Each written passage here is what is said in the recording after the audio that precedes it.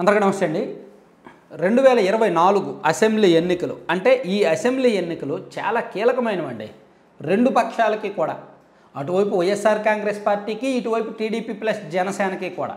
YCP ఓడిపోతే ఇంకా ఆ పార్టీ మళ్ళీ గెలవడం కష్టం, పేక మేడలా కూలిపోద్ది. ఎందుకంటే వైసీపీలో ఇప్పటికే ఒక అభద్రతా భావం ఉంది. జగన్మోహన్ రెడ్డి గారు ఎమ్మెల్యేలను నమ్మరని, ఎమ్మెల్యేలను 5 ఏళ్లకు ఒకసారి మార్చేస్తారని, జగన్మోహన్ రెడ్డి గారు ఎమ్మెల్యేలకు అపాయింట్మెంట్లు ఇవ్వరని, ఎమ్మెల్యేలకు విలువనివ్వరని ఒక ప్రూవ్డ్, దట్స్ ఆల్రెడీ ప్రూవ్డ్. ఎందుకంటే ఎన్నికలకు ముందు ఎంతోమంది ఎమ్మెల్యేలను మార్చారు, సిట్టింగ్ ఎమ్మెల్యేలని. సో ఇప్పుడు గెలిచే ఎమ్మెల్యేలను కూడా మళ్ళీ వచ్చే ఎన్నికల్లో సీట్లు ఇస్తారో లేదో కూడా తెలియదు. సో అందుకని ఆ పార్టీలో ఒక అభద్రతా భావం, అపనమ్మకం ఉంటుంది, శాశ్వతంగా ఉంటుంది. అది ఖచ్చితంగా చెప్పొచ్చు, ఎందుకంటే జరిగిన పరిణామాలే ఉదాహరణలు. సో ఒకవేళ వైసీపీ ఓడితే పేక మేడలా కూలిపోద్ది. మేబీ 60-70 స్థానాలు వస్తే ఓకే, తక్కువ స్థానాలు వచ్చాయనుకో, 50 లోపు స్థానాలు వచ్చాయనుకో, ఆ పార్టీని నమ్మడం కష్టమవుద్ది, నిలబెట్టడం కూడా కష్టమవుద్ది. చూడండి, తెలంగాణలో కేసీఆర్ గారు టీఆర్ఎస్ పార్టీ అలా ఒక్కసారి 2018లో గెలిచారు, ఓకే, మొత్తం అంతా డామ్ ఢూమ్ డిస్కమ్ అన్నారు. 2023 నవంబర్లో ఓడిపోయారు. ఇప్పుడు ఆ పార్టీలో డొల్లతనం బయటకు వస్తుంది. ఆ పార్టీలో పెద్ద పెద్ద పేరు మోసి మీసాలు తిప్పిన నాయకులు, తోడలు కొట్టిన నాయకులు అందరూ పక్క పార్టీలోకి వెళ్ళిపోతున్నారు. ఆ పార్టీ పేక మేడలా కూలిపోతుంది. ఉద్యమం లేదు, సెంటిమెంట్ లేదు, ఏమీ లేదు, కేవలం వాళ్ళ ఆడిన మాటలే మిగిలాయి. సేమ్ అదే పరిస్థితి ఆంధ్రప్రదేశ్లో వైసీపీ ఓడితే ఖచ్చితంగా ఉంటుంది. సీనియర్ లేదు, జూనియర్ లేదు, ఆ ఎమ్మెల్యే లేదు, ఈ మంత్రి లేదు, ఎవరూ లేదు. పక్క పార్టీల్లోకి వెళ్ళిపోవడానికి ఖచ్చితంగా దారులు వెతుక్కుంటారు. అంటే వైసీపీ ఓడిపోతే ఖచ్చితంగా వైసీపీ నుంచి ఎమ్మెల్యేలు చాలామంది జంప్ అవుతారు, జంప్ అయ్యే అవకాశాలు ఉంటాయి. ఎందుకంటే చెప్పాను కదా, అభద్రత, అపనమ్మకంతో ఎక్కువ కాలం ఉండలేరు. పైగా వచ్చే ఎన్నికల్లో గెలుస్తారన్న నమ్మకం ఏంటి?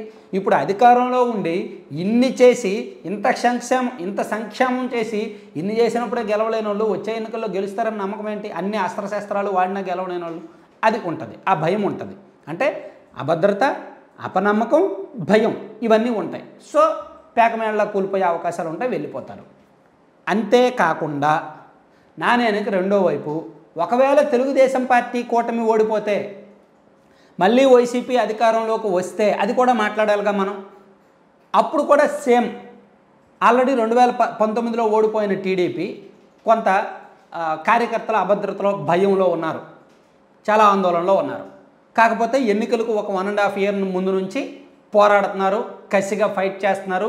ఎన్నికల్లో కూడా ఎక్కడా తగ్గకుండా ప్రాణాలకు తెగించి కొట్లాడారు కొన్ని నియోజకవర్గాల్లో.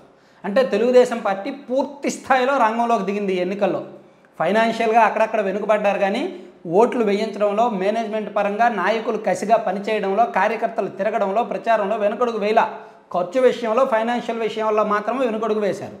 ఎందుకంటే ఆ పార్టీ నాయకులకు తెలుసు ఓడిపోతే పార్టీ మనుగడ కష్టము అని. సో టీడీపీ వరుసగా రెండోసారి ఓడిపోతే, జగన్మోహన్ రెడ్డి గారు లాంటి వ్యక్తి రెండోసారి సీఎం అయితే టీడీపీ ప్రతిపక్షంగా ఉండడం కూడా కష్టమే. ఆ పార్టీలో చాలామంది ఎమ్మెల్యేలు ఇక ఉండలేరు.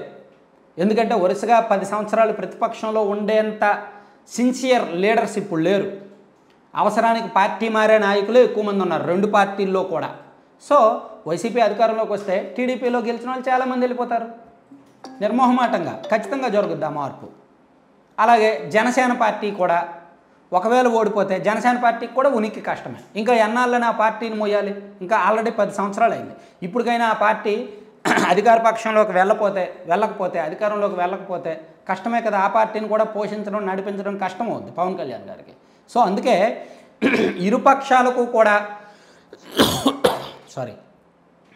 ఇరుపక్షాలకు కూడా ఈ ఎన్నికల్లో గెలవడం చాలా ఇంపార్టెంట్. ఖచ్చితంగా గెలిచి తీరాల్సిన ఎన్నికలు ఇవి. ఎవరు ఓడిపోయినా, వైసీపీ ఓడిపోతే ఆ పార్టీ పేక మేడలా కూలిపోద్ది. కార్యకర్తలు కూడా సిన్సియర్గా ఉండరు. టీడీపీ ఓడిపోతే కార్యకర్తలు ఉంటారు, కార్యకర్తలు సిన్సియర్గానే ఉంటారు, కాకపోతే ఇళ్లకు పరిమితం అవుతారు, పార్టీ పట్ల అభిమానం అలాగే గుండెల్లో పెట్టుకుంటారు.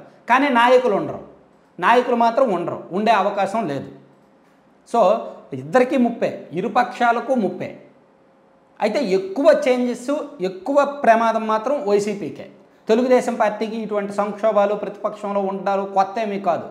చెప్పాను కదా, కార్యకర్తలు ఉంటారు, కార్యకర్తలు ఇంకో 10 ఏళ్ళైనా ఉంటారు, సిన్సియర్గానే ఉంటారు. తెలంగాణలో చూడండి, పార్టీ లేదు, నాయకులు లేరు, కానీ కార్యకర్తలు అలాగే ఉన్నారు టీడీపీకి. అలాగే ఇక్కడ కూడా ఇంకో 10 ఏళ్ళు పార్టీ లేకపోయినా, పార్టీ ఓడిపోయినా కార్యకర్తలు ఉంటారు. కాకపోతే ఆర్థికంగా చితికిపోయి, కేసులు ఎదుర్కొని, ఇబ్బందులు పడి, మానసికంగా, శారీరకంగా కుంగిపోయి కొంచెం ఇబ్బందుల్లో ఉంటారనమాట. కానీ నాయకులు మాత్రం నిలబడరు, నాయకులు ఉండరు. అందుకే ఈ ఎన్నికలు 2 పార్టీలకు కీలకమే. ఒకవేళ ఏ పార్టీ ఓడిపోతే ఆ పార్టీ మనుగడ కూడా కష్టమవుద్ది. మన రాష్ట్రంలో రాజకీయాలు అలా తయారయ్యాయి. ఎవరు గెలిస్తే వాళ్ళు కక్ష సాధింపులకు పాల్పడతారు. ఎవరు గెలిస్తే వాళ్ళు అవతల వాళ్ళ మీద కేసులకు వెనుకడుగు వేయరు. ఎవరు గెలిస్తే వాళ్ళు అవతల వాళ్ళని వేసేయడానికైనా వెనుకడుగు వేయరు. కాబట్టి రాష్ట్రంలో రాజకీయ వాతావరణం ఒకప్పుడు ఉన్నట్టయితే ఉండదు. నువ్వో నేనో తేల్చుకుందాం రా, నువ్వో నేనో ఒక్కలమే మిగులుదాం రా అనేలా ఉంటుంది. అందుకే ఈ ఎన్నికలు అంత కీలకం. Thank you.